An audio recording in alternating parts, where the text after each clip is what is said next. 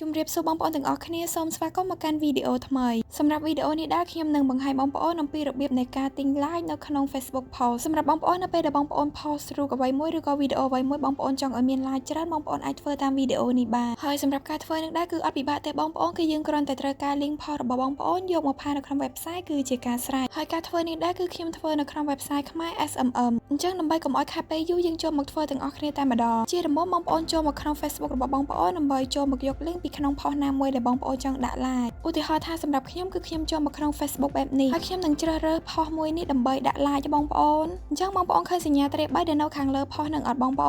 អូនចុចទៅលើសញ្ញាទ្រាប3នឹងមកហើយបងប្អូនបន្តចុចនៅលើពាក្យ copy link អូខេនៅពេលដែលបងប្អូនចុច copy link ហើយបងប្អូនអាចធ្វើការចេញពីក្នុង Facebook ដើម្បីចូលទៅក្នុង website វិញម្ដងសម្រាប់របៀបនៃការចូលទៅក្នុង website នឹងដែរគឺបងប្អូនគ្រាន់តែចូលមកក្នុង browser ណាមួយដែលបងប្អូនមានបងប្អូនអាចចូលតាមរយៈ Google ក៏បាន Safari ក៏បានឬមួយក៏ Chrome ក៏បានដែរបងប្អូនបើសម្រាប់ខ្ញុំគឺខ្ញុំចូលតាមរយៈ Chrome បងប្អូនហើយបន្តមកទៀតបងប្អូនគ្រាន់តែ search ពាក្យថាខ្មែរ SMM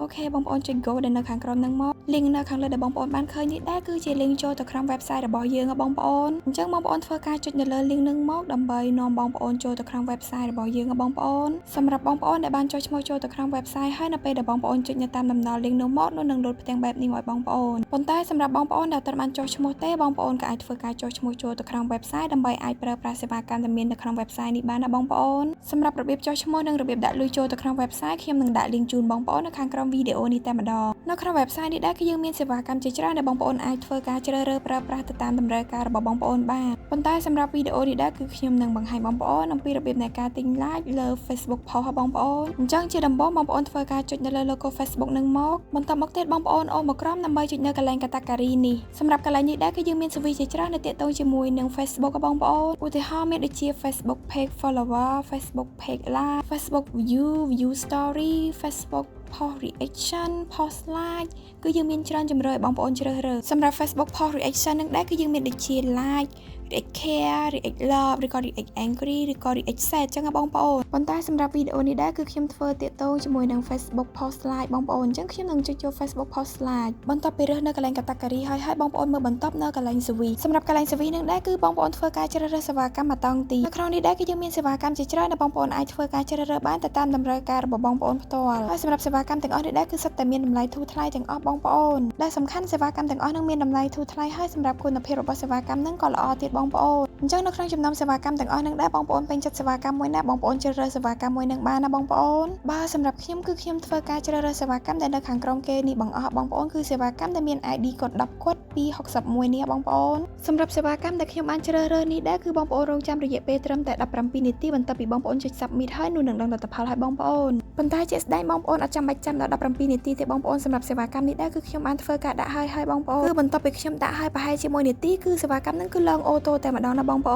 នហើយចំណុចបន្ទាប់មកទៀតបងប្អូនមើលនៅកន្លែងប្រអប់ link សម្រាប់ប្រអប់ link នឹងដែរគឺខ្ញុំនឹងធ្វើការផាស link ដែលខ្ញុំបាន copy ពីដើមវីដេអូមកបងប្អូនសម្រាប់បងប្អូនដែលអត់បាន copy link ទេបងប្អូនក៏អាចចូលទៅក្នុង account Facebook របស់បងប្អូនហើយបងប្អូនជ្រើសរើស post ណាមួយដែលបងប្អូនចង់ដាក់ like បន្ទាប់មកបងប្អូន copy link ហើយបងប្អូនយកមកផានៅក្នុងប្រអប់ link នេះវិញណាបងប្អូនបន្ទាប់ពី copy link ហើយបងប្អូនមើលបន្ទាប់នៅកន្លែង quantity សម្រាប់កន្លែងនេះដែរគឺបងប្អូនធ្វើការដាក់ចំនួន like ដែលបងប្អូនចង់បានហើយសម្រាប់កន្លែងនេះដែរគឺបងប្អូនអាចដាក់បានចាប់ពី10 like ទៅដល់50,000 like បងប្អូនអញ្ចឹងនៅចន្លោះតួលេខទាំងដែលបងប្អូនចង់ដាក់ប៉ុន្មានក៏បានដែរអាស្រ័យទៅលើតម្រូវការរបស់បងប្អូនផ្ទាល់ប៉ុន្តែបងប្អូនត្រូវចាំថាតិចបំផុតគឺ10ហើយច្រើនបំផុតគឺ50,000 like បងប្អូនឧទាហរណ៍ថាសម្រាប់ខ្ញុំធ្វើវីដេអូបង្ហាញបងប្អូនអញ្ចឹងខ្ញុំអត់ដាក់ច្រើនទេបងប្អូនគឺខ្ញុំដាក់ត្រឹមតែ10 like ទេបងប្អូននៅពេលដែលបងប្អូនដាក់នៅចំនួនដែលបងប្អូនចង់បានអស់ហើយនៅកន្លែងឆាកនឹងគិតលុយស្រាប់ឲ្យបងប្អូនតែម្ដងថានៅពេលដែលបងប្អូនដាក់ចំនួនប៉ុណ្ណេះតើបងប្អូននឹងត្រូវចំណាយលុយអស់ប៉ុន្មានណាបងប្អូនហើយសម្រាប់កន្លែងឆាកនឹងដែរគឺប្រែប្រួលអាស្រ័យទៅលើចំនួន like ដែលបងប្អូនបានដាក់នៅខាងលើហ្នឹងណាបងប្អូនឧទាហរណ៍ថាបងប្អូនដាក់លើពី10អញ្ចឹងកន្លែងឆាកនឹងក៏គិតលុយទៅតាមនឹងដែរបងប្អូននៅពេលដែលបងប្អូនដាក់នៅចំនួនដែលបងប្អូនចង់បានអស់ហើយបងប្អូនគ្រាន់តែពិនិត្យមើលម្ដងទេថាតើសេវាកម្មដែលបងប្អូនបានជ្រើសរើសនៅខាងលើនឹងត្រឹមត្រូវអស់ហើយឬន